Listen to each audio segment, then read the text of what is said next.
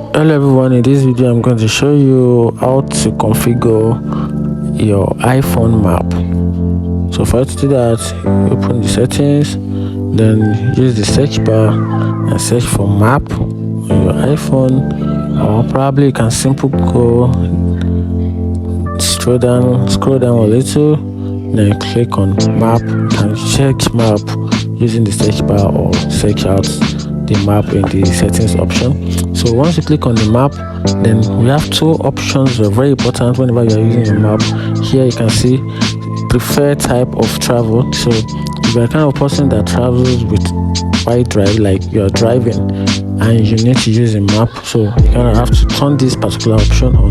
So with that, you can have the accurate meters, the kilometers of your movement on map, and now you can easily determine and set your location and know the exact spot or your whereabouts in map.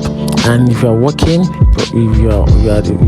working, you can just simply turn it on for you to have it accurate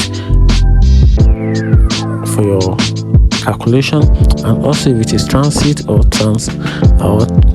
cyclic, just have to set it, and with that you can choose you can get a accurate information required on your map. And also you can also set your direction if your direction is driving, working, and also with that you can set your